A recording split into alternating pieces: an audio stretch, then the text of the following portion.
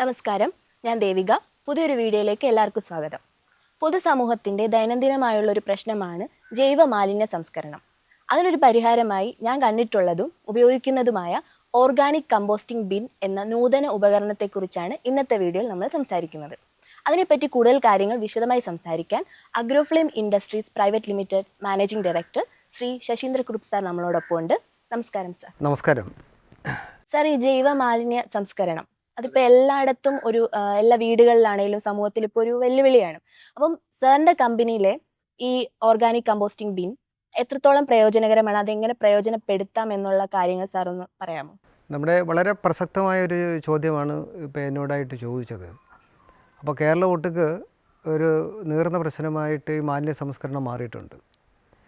അതിൻ്റെ ഭാഗമായിട്ട് അഗ്രോഫ്ലെയിം Industries Private limited എന്ന് പറയുന്ന സ്ഥാപനത്തിന് ശുചിത്വ മിഷൻ അംഗീകാരം നൽകിയ ഒരു ഡിവൈസാണ് ഓർഗാനിക് കമ്പോസ്റ്റിംഗ് ബിൻ.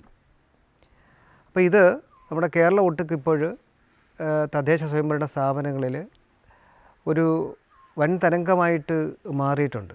അതിന് ചില പ്രത്യേക കാരണങ്ങളുണ്ട്. സാർ, ഇതിൻ്റെ പ്രത്യേകതകൾ എന്തൊക്കെയാണ്, അതൊന്ന് വിശദമായിട്ട് സംസാരിക്കാമോ?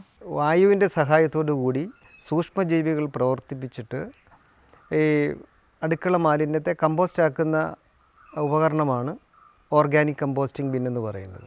ഏകദേശം ഒരു 70 കിലോ അടുക്കള മാലിന്യം കമ്പോസ്റ്റ് ആക്കാൻ ഈ ഉപകരണത്തിന് കഴിയുന്നുണ്ട്. അപ്പോൾ ഇതിൻ്റെ പ്രത്യേകത എന്ന് പറയുന്നത്, ഒന്ന്, ഇതിനകത്തെ ബാക്ടീരിയ പ്രവർത്തിപ്പിച്ചിട്ട് ഇതിനകത്തെ ജലാംശം മുഴുവനും ട്രേയ്ക്കകത്ത് ഇത് കളക്റ്റ് ആക്കും എന്നുള്ളതാണ് ഇതിൻ്റെ പ്രത്യേകത. അപ്പോൾ അതുമൂലമുള്ള ഗുണം എന്താണെന്ന് ചോദിച്ചാൽ ഇതിനകത്ത് ദുർഗന്ധം ഉണ്ടാകുന്നില്ല, ഈ പുഴുക്കളുടെ ശല്യം ഉണ്ടാകുന്നില്ല എന്നുള്ളതാണ് ഇതിൻ്റെ ഒരു പ്രത്യേകത. അതുകൊണ്ട് ഇത് കുട്ടികൾക്കോ അല്ലെങ്കിൽ സ്ത്രീകൾക്കോ ഒക്കെ വളരെ യൂസർ ഫ്രണ്ട്ലി ആയിട്ടുള്ള ഒരു ഉപകരണമാണ്. ഇത് ഉപയോഗിക്കുന്ന രീതി അതെങ്ങനെയാണെന്നൊന്ന് പറയാമോ, അല്ലെങ്കിൽ ഒരു ഡെമോ എന്തെങ്കിലും കാണിക്കാൻ? തീർച്ചയായിട്ടും. ഈ തന്നിരിക്കുന്ന 4 റിങ്സിൽ അല്ലെങ്കിൽ ബ്രേസുകൾക്കകത്ത് ഒരെണ്ണം ഇതിൻ്റെ ലെഗ് സെറ്റ് ചെയ്യാൻ പറ്റുന്ന വിധത്തിലുള്ളതാണ്. ലീച്ച് കളക്ട് ചെയ്യാനുള്ള ഈ ട്രേ കയറത്തക്ക രീതിയിൽ വേണം നമുക്കിത് വെക്കാനായിട്ട്. അടുത്തത് ബിന്ന് വെക്കുകയാണ്. അതിൻ്റെ മുകളിലോട്ട് നമ്മൾ ബിന്ന് വെച്ചു. ബിന്നിനകത്ത് വരുന്ന ലീച്ച് താഴേക്ക് ഡ്രോപ്പായിട്ട് പോകുന്നതിന് വേണ്ടി ഒരു ഫിൽറ്റർ അറേഞ്ച് ചെയ്തിട്ടുണ്ട്. അത് നമ്മൾ ഇതിൻ്റെ അടിയിലേക്ക് വെക്കുന്നു. അവിടെ ഇവിടെ ഹോളുകളുള്ള ഒരു ഷാഫ്റ്റ് ഉണ്ട്. ഈ ഷാഫ്റ്റ് ഇതിനകത്ത് നമ്മൾ സെറ്റ് ചെയ്യുന്നു. അത് സെറ്റ് ചെയ്ത് കഴിയും. ഈ റിങ് സെറ്റ് ചെയ്യുന്നു. ഇങ്ങനെ ഓരോന്നോരോന്നായിട്ട് മുകളിലേക്ക് നമ്മൾ ഇത് അറേഞ്ച് ചെയ്യുക. ഏറ്റവും മുകളിലുള്ള ഷാഫ്റ്റിൻ്റെ മുകളിലായിട്ടായിട്ട് നമ്മൾ എൻഡ് ക്യാപ്പ് സെറ്റ് ചെയ്യും. പിന്നെ മോയ്സ്ചറിനെ ബാലൻസ് ചെയ്യുന്നതിന് വേണ്ടിയുള്ള ലിഡ് അതിന് ശേഷം വെക്കുന്നു. അപ്പോൾ ഇത് സെറ്റ് ചെയ്യുന്ന രീതികൾ മനസ്സിലായല്ലോ.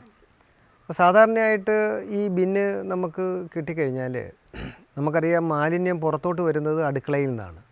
അപ്പോൾ അടുക്കളയ്ക്ക് സമീപമായിട്ട് മഴ വെള്ളം വീഴാത്ത വളരെ നിരപ്പായ പ്രതലത്തിൽ വേണം ഇത് വെക്കാൻ.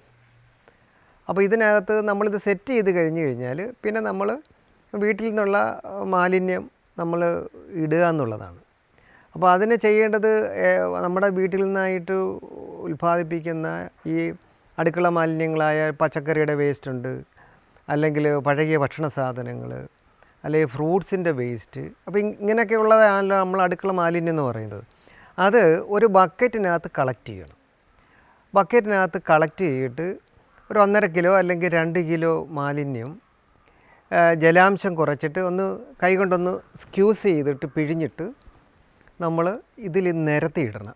ആദ്യമായിട്ട് ചെയ്യേണ്ടത് നിരത്തി അങ്ങോട്ട് ഇടുക എന്നുള്ളതാണ്. നമ്മുടെ ബിന്നിനകത്ത് നിരത്തി ഇടുക. എന്നിട്ട് അതിൻ്റെ മുകളിലായിട്ട് ഇനോക്കുലം നമ്മൾ 2 കൈപിടി അല്ലെങ്കിൽ ഒരു 3 കൈപിടി നമ്മുടെ അടുക്കളയുടെ ആ മാലിന്യത്തിൻ്റെ മുകളിലായിട്ട് വിരിച്ചിടുക. അടുത്ത ദിവസത്തെയും മാലിന്യം നമ്മൾ വെള്ളം കുറച്ചിട്ട് വിരിച്ചിടുന്നതിന് മുമ്പ് ഒരു ദിവസം മുമ്പ് ഇട്ടത് ഒരു സ്റ്റിക്ക് എടുത്തിട്ട് ഒരു കമ്പ് എടുത്തിട്ട് നമ്മൾ ഇളക്കി കൊടുക്കണം. അത് ഡെയിലി ചെയ്യണം. ഡെയിലി ചെയ്യണം. എല്ലാ ദിവസവും മാലിന്യം ഇടുമ്പോൾ നമ്മൾ കമ്പെടുത്തിട്ട് ഇളക്കി കൊടുക്കണം, സ്റ്റെർ ചെയ്യണം. അപ്പോൾ അങ്ങനെ നമ്മൾ 2ാമത്തെ ദിവസവും മാലിന്യം ഇതേമാതിരി ഇടുന്നു. അപ്പോൾ ഇങ്ങനെ ആവർത്തിച്ചുകൊണ്ടിരിക്കുക. അപ്പോൾ അങ്ങനെ ആദ്യത്തേത് നിറഞ്ഞു കഴിയുമ്പോൾ ഏറ്റവും അടിയിലോട്ട് വെക്കുക. 2ാമത്തേലും ഇങ്ങനെ ആവർത്തിക്കുക. അവസാനം 3ാമത്തേത് നിറഞ്ഞു കഴിയുമ്പോൾ ആദ്യത്തേത് കമ്പോസ്റ്റ് ആവും. അങ്ങനെയാണ് ഇതിൻ്റെ പ്രോസസ്സ് എന്ന് പറയുന്നത്. സർ അതുപോലെ ശ്രദ്ധിക്കേണ്ട കുറച്ച് കാര്യങ്ങൾ കാണുമല്ലോ, അതെന്തൊക്കെയാണ്? പ്രധാനപ്പെട്ടതായിട്ട് ഇതിനകത്ത് കഞ്ഞിവെള്ളം, പുളിശ്ശേരി, രസം, അതേപോലെ മീൻ്റെ വെള്ളം, ഇതൊന്നും ഇതിനകത്ത് ഒഴിക്കരുത്. ഒഴിച്ചു കഴിഞ്ഞാൽ വാടയുണ്ടാവും. വാടയുണ്ടാവും. വെള്ളം ഇതിനകത്ത് വീണ് കഴിഞ്ഞാൽ വാടയുണ്ടാവും. എപ്പോഴും പുട്ടിൻ്റെ മാവ് എപ്രകാരമാണോ കിടക്കുന്നത് അതുപോലെ ഇതിനകത്ത് കിടക്കണം. അപ്പോൾ ഡ്രൈ ആയിട്ടുള്ള ഡ്രൈ ആയിട്ട് മാത്രം കിടക്കുക, അല്ലെങ്കിൽ വാടയുണ്ടാവും. സർ ഈ ട്രേയിൽ കളക്ട് ആവുന്ന ലിക്വിഡ് ഉണ്ടല്ലോ, അത് നമുക്ക് ഏതൊക്കെ രീതിയിൽ ഉപയോഗിക്കാം? അപ്പോൾ നമുക്കിന്ന് കേരളത്തിൽ കിട്ടാവുന്ന ഏറ്റവും വലിയ ജൈവവളമാണ് ഈ ട്രേക്കകത്ത് കളക്ട് ആവുന്നത്. ഈ ഇരട്ടി വെള്ളം കൂടെ ചേർത്തിട്ട് നമുക്ക് ഈ പച്ചക്കറിയുടെ മൂട്ടിൽ അല്ലെങ്കിൽ ചെടികൾക്ക് മറ്റു പ്ലാന്റ്സിനെല്ലാം നമുക്കിത് ഉപയോഗിക്കാവുന്നതാണ്. ഇത് വളരെ പെട്ടെന്നാണ് ചെടിയിൽ ആഗിരണം ചെയ്യുന്നത്. പക്ഷേ തക്കാളി പോലെയുള്ള സെൻസിറ്റീവായിട്ടുള്ള പ്ലാന്റ്സിന് എടുക്കുമ്പോൾ അതിൻ്റെ കൂടെ ഒരു 20 ടൈംസ് വാട്ടർ ആഡ് ചെയ്യണം. സർ വേറൊരു കാര്യം, നമുക്കിത് പൊതുജനങ്ങളിലേക്ക് എങ്ങനെ ഏറ്റവും എളുപ്പത്തിൽ അവൈലബിൾ ആക്കാൻ ഉള്ളൊരു മാർഗം എന്താണ്? ഒന്ന്, പൊതുജനങ്ങൾക്ക് ഇത് കിട്ടാൻ നമ്മുടെ പഞ്ചായത്ത്, നഗരസഭ, കോർപ്പറേഷനുകളിൽ 238 രൂപ അടച്ചു കഴിഞ്ഞാൽ അവിടെ ഇത് കിട്ടും. ഇനി അതല്ലാതെ നമ്മുടെ കയ്യിൽ നിന്ന് നമ്മൾ നേരിട്ട് ഇത് പാഴ്സൽ സംവിധാനത്തിൽ കൂടി അയക്കുന്നുണ്ട്.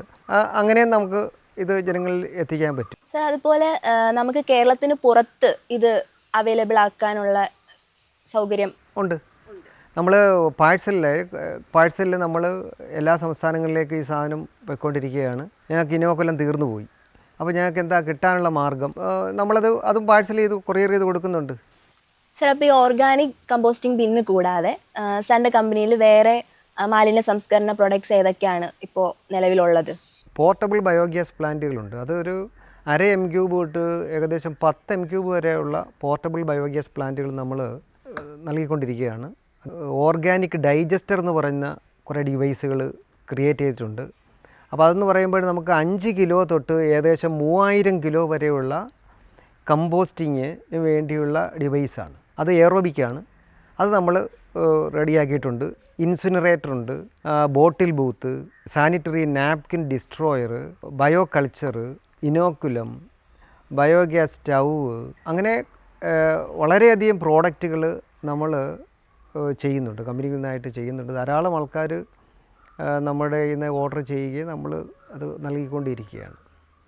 Thank you so much sir. അപ്പോൾ ജൈവ മാലിന്യ സംസ്കരണത്തിനൊരു പരിഹാരമായി അഗ്രോഫ്ലെയിമിൻ്റെ ഈ ഓർഗാനിക് കമ്പോസ്റ്റിംഗ് ബിന്നും മറ്റു മാലിന്യ സംസ്കരണ ഉപകരണങ്ങളും ഗവൺമെന്റിന്റെ ക്ലീൻ കേരള ക്യാമ്പയിന് ഒരു മുതൽക്കൂട്ടാവട്ടെ എന്ന് പ്രതീക്ഷിച്ചുകൊണ്ട് നിർത്തുന്നു. മറ്റൊരു വീഡിയോയുമായി കാണുന്നത് വരെ നന്ദി, നമസ്കാരം.